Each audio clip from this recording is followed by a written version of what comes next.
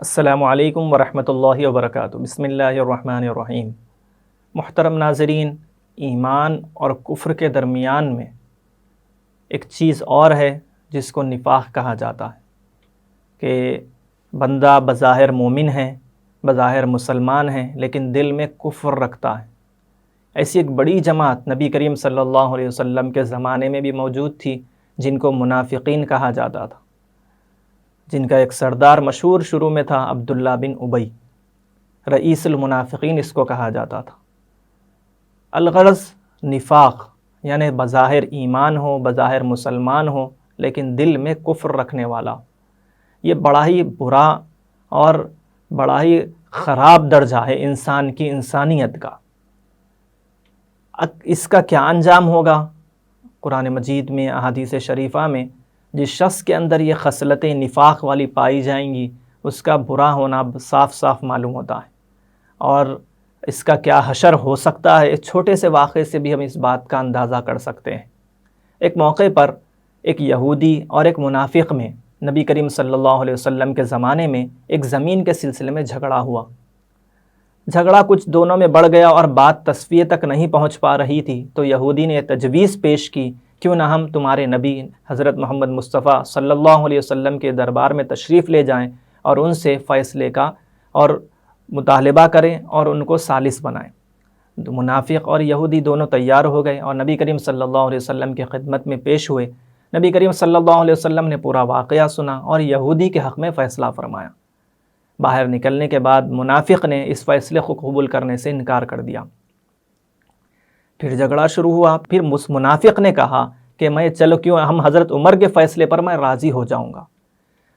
یہودی نے کہا اچھی بات، یہ بھی ٹھیک ہے۔ وہ حضرت عمر رضی اللہ تعالیٰ عنہ کی خدمت میں حاضر ہوئے۔ عمر رضی اللہ تعالیٰ عنہ کو یہودی نے پورا واقعہ بیان کیا اور یہ بھی کہا کہ نبی کریم صلی اللہ علیہ وسلم نے واقعے کا فیصلہ فرما دیا تھا اور میرے حق میں فیصلہ فرمایا تھا۔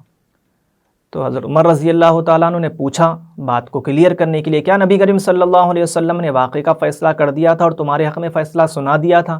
تو یہودی نے بھی کہا، منافق نے بھی کہا ہاں ایسا ہوا تھا۔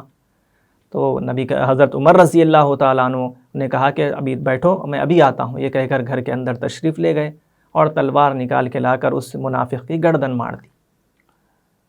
ابھی فیصلہ ہو گیا، فیصلہ بھی ہو گیا اور جس کے حق میں فیصلہ تھا وہ بھی اس کو مل گیا۔ لیکن منافقین کو جب اس خبر کی اطلاع ملی تو انہوں نے مدینے میں واویلا کھڑا کر دیا اور کہا کہ حضرت عمر نے ایک مسلمان کو شہید کر دیا، مسلمان کو قتل کر دیا۔ اللہ تبارک و تعالیٰ نے قرآن مجید میں حضرت عمر رضی اللہ تعالیٰ عنہ کی برات کو نازل فرمایا اور یہ بات کلیئر کر دی کہ جب کوئی نبی کریم صلی اللہ علیہ وسلم جب کسی مسئلے میں، کسی قضیے میں فیصلہ فرما دے تو پھر کسی کو کوئی حق نہیں بنتا کہ کوئی اور فیصلہ کروانے کی کوشش کرے، کسی اور کے پاس جانے کی کوئی ضرورت نہیں ہے۔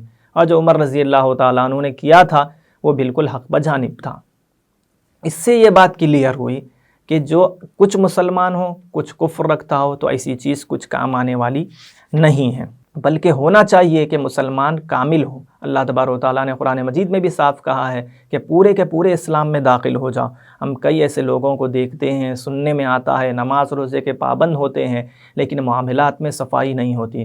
روایت کے اندر بھی یہ بات ملتی ہے کہ جس شخص کے اندر یہ 4 علامتیں پائی جائیں وہ پورے کا پورا منافق ہے۔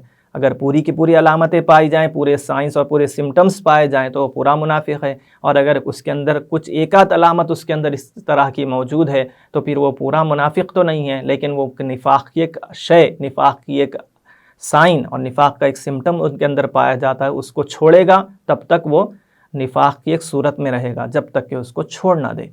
وہ 4 خصلتیں کیا ہیں؟ بہت مشہور ہے کہ جب وہ منافق کی ایک خصلت یہ ہے کہ جب بات کرتا ہے تو جھوٹ بولتا ہے، موقع ملا جھوٹ بولا، اپنا کام نکال لیا۔ اور دوسرا یہ ہے کہ جب وعدہ کرتا ہے تو وعدہ خلافی کرتا ہے۔ اور تیسرا یہ ہے کہ جب جھگڑا ہوتا ہے، کوئی جھگڑا ہو گیا، کوئی بات ہو گئی، جھگڑے ہوتے رہتے ہیں تو گالم گلوچ کرتا ہے، گالی گلوچ پر اتر آ جاتا ہے، اپنی زبان پر اس کو کنٹرول نہیں ہوتا۔ اور چوتھی علامت یہ ہے کہ جب کوئی معاہدہ کرتا ہے، جب کوئی معاملہ طے کرتا ہے تو غداری کرتا ہے، دھوکہ دیتا ہے۔ تو یہ 4 علامتیں جس کے اندر پائی جائیں تو نفاق پورا کا پورا گویا کہ منافق ہے، مسلمان کہلانے کے قابل نہیں ہے۔ اور اگر کوئی ایک نشانی اس کے اندر اس میں سے پائی جائے تو پھر اس کی نفاق کے اندر اس کے اندر ایک نفاق موجود ہے جب تک کہ اس کو چھوڑ نہ دے۔